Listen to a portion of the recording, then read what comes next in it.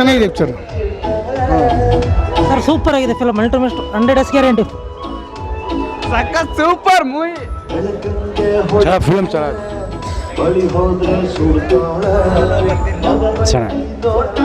ತುಂಬ ಚೆನ್ನಾಗಿತ್ತು. Super story ಮಾತ್ರ ಅಲ್ಟಿಮೇಟ್ ಸಖತ್ತಾಗಿದೆ. ಸ್ಟೋರಿ ಚೆನ್ನಾಗಿದೆ ಅಣ್ಣ, ಸೂಪರ್ ಆಗಿದೆ. ನೋಡ್ಬೇಕು, ಒಳ್ಳೆ ಫ್ಯಾಮಿಲಿ ಎಲ್ಲ ಚೆನ್ನಾಗಿ ನಿಂತ್ಕೊಂಡು ನೋಡ್ಬೋದು. ಮೂವಿ ಚೆನ್ನಾಗಿದೆ. ಬಾಸ್ ಆ್ಯಕ್ಟಿಂಗ್ ಸೂಪರ್ ಆಗಿದೆ. ಪ್ರಜ್ವಲ್ ಆ್ಯಕ್ಟಿಂಗ್ ಸೂಪರ್ ಆಗಿದೆ.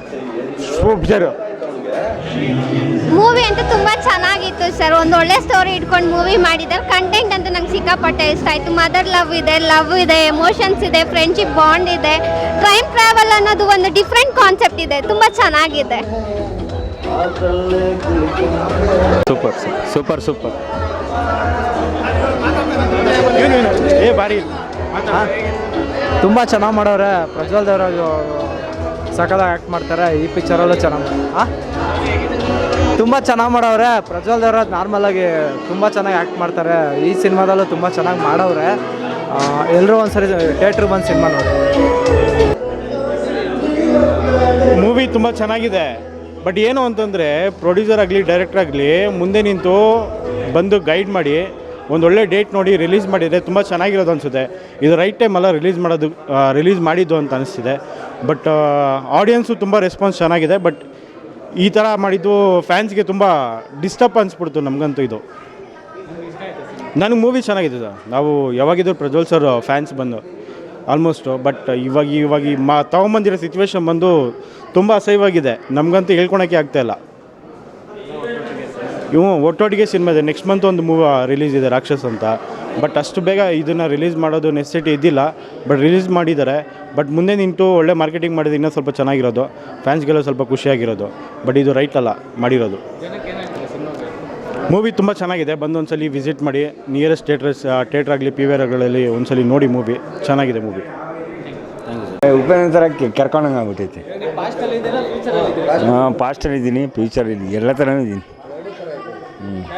ಮೂವಿ ಚೆನ್ನಾಗಿದೆ ಸರ್. ಮೂವಿ ಚೆನ್ನಾಗಿದೆ. ಹೀರೋ ಅವರು ಆ್ಯಕ್ಟಿಂಗ್ ಮಾಡ್ಯಾರ. ಅವರು ನಮ್ಮ ಫೇವ್ರೇಟು. ಅವರು ತಾಯಿ ಕ್ಯಾರೆಕ್ಟ್ರ್ ಫಸ್ಟ್ ಟೈಮ್ ಮಾಡಾರೆ. ಯಾರು ಶಿವರಾಜ್ ಕುಮಾರ್ ಜೊತೆ ಎಲ್ಲ ಮಾಡಿದ್ದಾರೆ. ತುಂಬ ಮೂವಿ ಫಸ್ಟ್ ಟೈಮ್ ಮಾಡಿದರೆ ಚೆನ್ನಾಗಿ ಮಾಡಿದ್ದಾರೆ. ಸೂಪರ್ ಇದೆ ಮೂವಿ. ಆದರೆ ಈ ಹೊಸ ಹೀರೋಯಿನ್ ತುಂಬ ಚೆನ್ನಾಗಿದ್ದಾರೆ. ಬೆಳೀಲಿ ಎಲ್ಲರೂ, ನಮ್ಮ ಕನ್ನಡ ಇಷ್ಟೇ ಬೆಳೀಲಿ, ಚೆನ್ನಾಗಿ ಮುಂದೆ ಬರಲಿ. ಆಯಿತು.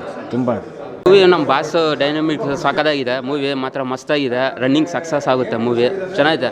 ಎಲ್ಲ ಮೂವಿನೂ ಚೆನ್ನಾಗಿದೆ. ಎಲ್ಲ ಆ್ಯಕ್ಟಿಂಗು ಚೆನ್ನಾಗಿದೆ. ನಮ್ಮ ಬಾಸ್ ಸೂಪರ್ ಮಾಡಿದ್ದಾರೆ. ಆ್ಯಕ್ಟಿಂಗು ಚೆನ್ನಾಗಿದೆ. ಸಾಂಗ್ಸಲ್ಲೂ ಕಾಮಿಡಿಯಲ್ಲೂ ಚೆನ್ನಾಗಿದೆ. ಟ್ವಿಸ್ಸು ಚೆನ್ನಾಗಿದೆ. ಆದರೆ ಮೂವಿ ಮಾತ್ರ ಟ್ವಿಸ್ಟ್ ಇದೆ. ಆದರೆ ಸಕ್ಕತ್ತಾಗಿದೆ. ಚೆನ್ನಾಗಿ. Okay, thank you. ಹಾಂ, ಥ್ಯಾಂಕ್ ಯು. ಸಿನಿಮಾ ಗಣ ಅಂತ ಪ್ರಜ್ವಲ್ ದೇವರಾಜ್ನ ತುಂಬ ದಿನ ಆದಮೇಲೆ, ಯಾಕಂದರೆ ಪ್ರಜ್ವಲ್ ದೇವರಾಜ್ನ ಯಾವತ್ತೂ ನೋಡಿಸಿದ್ರು ನಮ್ಮ ಪಕ್ಕದ ಮನೆಯವನು, ನಮ್ಮ ಜೊತೆನೇ ಇರ್ತಾನೆ ಅನ್ನೋ ಥರ ಫೀಲು. ಅದು ಏನೋ ಗೊತ್ತಿಲ್ಲ, ಅದು ಕೆಲವೊಂದು ಹೀರೋ ಫೇಸೇ ಹಂಗಿರುತ್ತೆ. ಸೊ ಪ್ರಜ್ವಲ್ ದೇವರಾಜ್ನ ಎಷ್ಟೋ ದಿನ ಆದಮೇಲೆ ಈ ಥರ ನೋಡೋಕೆ ತುಂಬ ಖುಷಿ ಆಯಿತು. ಯಾವುದೋ ಇಲ್ಲೇ ಸಿನಿಮಾ ನೋಡ್ದಂಗೆ ಅನಿಸ್ತಾನೆ ಇರಲಿಲ್ಲ. ಥಿಯೇಟ್ರಲ್ಲಿ ಕೂತ್ಕೊಂಡಂಗೆ ಎಲ್ಲೇ ಅಕ್ಕಪಕ್ಕದಲ್ಲಿ ಏನೋ ನಡೀತೈತೆ ಅನ್ನೋ ಥರ ಒಂದೊಂದು ಸಾಂಗು ಏನೋ ಆಗಬೇಕಂದ್ರೆ ತಟಕ್ಕ ಅಂತ ಯಾರೋ ಕೆನ್ನಾಗಿ ಹೊಡೆದಂಗೆ ಫೀಲ್ ಆಗೋದು. ಅಂದರೆ ಸಿನಿಮಾ ಕನ್ನಡದಲ್ಲಿ ಅಷ್ಟೊಂದು ಚೆನ್ನಾಗಿ ಕಟ್ಕೊಟ್ಟಿದ್ದಾರೆ. ಫ್ಯಾನ್ ಇಂಡಿಯಾ ಮೂವಿ ಇದನ್ನೆಲ್ಲ ಫ್ಯಾನ್ ಇಂಡಿಯಾ ಮಾಡಿದರೆ ಪಕ್ಕ. ಯಾಕಂದರೆ ಕನ್ನಡದಲ್ಲಿ ಈ ಥರ ಒಂದು ಪ್ರಯೋಗಕ್ಕೆ ಅಷ್ಟೊಂದು ಒಂದು ಮನ್ನಣೆ ಸಿಗಲ್ಲ ಅಂತ ಅನ್ಕೋತೀನಿ.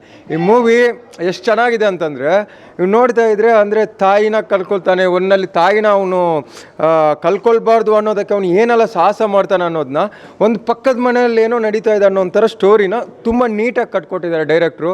ಆದರೆ ಒಂದು ಹೇಳ್ತೀನಿ, ಪ್ರಜ್ವಲ್ ದೇವರಾಜ್ ಯಾವುದೇ ಸಿನಿಮಾ ಬರಲಿ ಅಂತ ಯಾವುದೋ ಒಂದು TV ಹಾಕಿದರೆ ಇಲ್ಲ ಯಾವುದ್ರಲ್ಲಿ ಹಾಕಿದರೆ ನೋಡ್ತಾರೆ, ಫ್ಯಾಮಿಲಿ ಕೂತ್ಕೊಂಡು ನೋಡ್ತಾರೆ. ಆದರೆ ಈ ಸಿನಿಮಾನ ನೀವು ಅದಕ್ಕೋಸ್ಕರ ಕಾಯಕ್ಕೆ ಹೋಗ್ಬಿಡಿ, ಥಿಯೇಟ್ರಲ್ಲಿ ಬಂದು ನೋಡಿ. ಯಾಕಂದರೆ ಇದು ನಿಮ್ಮ ಥಿಯೇಟ್ರಲ್ಲಿ ಎಕ್ಸ್ಪೀರಿಯನ್ಸ್ ಮೂವಿನೇ ಇದಿರೋದು. ಖಂಡಿತವಾಗ್ಲೂ ಥಿಯೇಟ್ರಲ್ಲಂತೂ 100ಗೆ 200% ಹೇಳ್ತೀನಿ, ಈ ಸಿನಿಮಾ ನಿಮ್ಗಂತೂ ವರ್ತು. ಇದು ಥಿಯೇಟ್ರಲ್ಲಿ ನೋಡೋಕ್ಕಂತೂ ವರ್ತು, ಟೈಮ್ ವರ್ತು, ಆಮೇಲೆ ಒಂದು ನ್ಯೂ ಎಕ್ಸ್ಪೀರಿಯನ್ಸ್ ಮಾಡ್ತೀರಿ. ಇಷ್ಟಂತೂ ಹೇಳೋಕ್ಕೆ ಇಷ್ಟಪಡ್ತೀನಿ.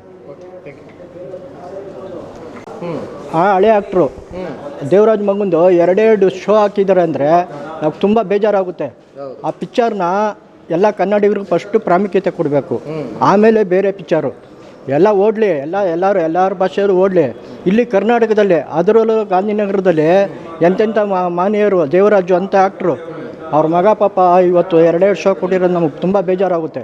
ಯಾಕೆ ಹೇಳಿ, ಇವರು ಈ ವ್ಯವಸ್ಥೆ ಸರಿ ಇಲ್ಲ. ಗಾಂಧಿನಗರದಲ್ಲಿ ದುಡ್ಡುಗಳು ಇಸ್ಕೊಂಡು ಥಿಯೇಟ್ರುಗಳ್ನ ಎಷ್ಟೋ ಥಿಯೇಟ್ರುಗಳಿದೆ. ನರ್ತಕಿ ಏನಾದರೂ ಅಣ್ಣವ್ರ ಪಿಕ್ಚರು ತುಂಬ ಓಡ್ತಿದ್ದೋ, ತುಂಬ ಸಖತ್ತಾಗಿ ಓಡ್ತಿದ್ದೋ, ಎಲ್ಲರದು ಆಕ್ಟ್ರಿಗೆ ಓಡ್ತಿದ್ದೋ. ದೇವರಾಜ್ದು ಓಡಿದೆ. ಇದೇ ಸಂತೋಷದಲ್ಲಿ ಇನ್ಸ್ಪೆಕ್ಟರ್ ಕಮಿಷನರ್ ಇದು ಮಾಲಾಶ್ರೀ ಪಿಕ್ಚರು ಇದೆಲ್ಲ ಚೆನ್ನಾಗಿ ಓಡಿದೆ ದೇವರಾಜ್ದು. ಆದರೆ ಇವತ್ತು 2 ಶೋ ಕೊಟ್ಟು ಪಿಕ್ಚರ್ನ ಹೀನಾಮಾನವಾಗಿ ಇದು ಮಾಡ್ತಾರಲ್ಲ, ಅದು ನಿಮ್ಮ ಮೀಡಿಯಾದವರೆಲ್ಲ ಕೇಳಬೇಕು. ಯಾಕೆಂದರೆ ಮೀಡಿಯಾದವರು ನೀವು ಇದನ್ನು ಎಲ್ಲ ಎತ್ತಿ ತೋರಿಸ್ಬೇಕು. ಯಾಕೆ ಹೇಳಿ, ಪಿಕ್ಚರು ಕನ್ನಡ ಪಿಕ್ಚರು, ನಮ್ಮ ಕನ್ನಡ ಫಸ್ಟು, ನಮ್ಮ ಕನ್ನಡ ಬೆಳೆಸ್ಬೇಕು, ನಮ್ಮ ಕನ್ನಡ ಮಾಧ್ಯಮವನ್ನು ಉಳಿಸ್ಬೇಕು. ಯಾಕೆಂದರೆ ನೋಡಿ, ನಾವು ಈಗ ಬರ್ತಾ ಇದ್ರೆ ನಂಗೆ ತುಂಬ ಅಲ್ಲಿ ನೋಡಿದೆ 10:30ರಿಂದ 1:30 ಎರಡೇ ಶೋನಾ ಪಿಕ್ಚರಲ್ಲಿ ಹಾಂ. ಬೇರೆಯವ್ರಿಗೆ ಬೇರೆ ಆ ಫಿಲಮ್ ಎಲ್ಲ ಬೇರೆಯವ್ರದ್ದೆಲ್ಲ ಯಾಕೆ ರಿಲೀಸ್ ಮಾಡ್ತಾರೆ? ಫಸ್ಟು ಕನ್ನಡಕ್ಕೆ ಪ್ರಾಮುಖ್ಯತೆ ಕೊಡಬೇಕು. ನೀವು ಅದನ್ನು ಎಲ್ಲ ಟಿ ವಿ ಮಾಧ್ಯಮದೆಲ್ಲ ತೋರಿಸಿ ಇದು ಮಾಡಿ. ಯಾಕೆಂದರೆ ನಾನು ಬರ್ತಾ ಅಲ್ಲಿ ನೋಡಿದೆ 2 ಶೋ, ಒಂದು ಕಟೌಟ್ ಇಲ್ಲ ಅವ್ರದ್ದು ಹಾಂ, ಒಬ್ಬ ಮೇರು ನಟ ಮಗಂದು. ಇದು ತುಂಬ ಬೇಜಾರಾಗುತ್ತೆ. It's too much. ಯಾಕೆಂದರೆ ಕನ್ನಡ ಪಿಕ್ಚರ್ನ ನರ್ತಕಿಲಿ ಎಂತೆಂಥ ಪಿಕ್ಚರ್ ಓಡಿದೆ ಹಾಂ. ಆ ಪಿಕ್ಚರ್ನ ಇವತ್ತು ಒಬ್ಬ ಡೈನಾಮಿಕ್ ಹೀರೋ ಅವನ ಮಗಂದು ಎಷ್ಟು ಹೀನಾಮಾನವಾಗಿ ಇದು ಮಾಡ್ತಾರೆ ಅಂದರೆ ನನಗೆ ತುಂಬ ಅದೇ ಬೇಜಾರು. ಇದು ಪಿಕ್ಚರ್ ಚೆನ್ನಾಗಿದೆ, ಪಿಕ್ಚರ್ ಚೆನ್ನಾಗಿ ಥರ ಜನಗಳು ನೋಡಿ, ಪಬ್ಲಿಸಿಟಿನೇ ಇಲ್ಲ. ಯಾಕೆ ಈ ಥರ ಮಾಡ್ತಾರೆ? ಪಬ್ಲಿಸಿಟಿ ಮಾಡಬೇಕು.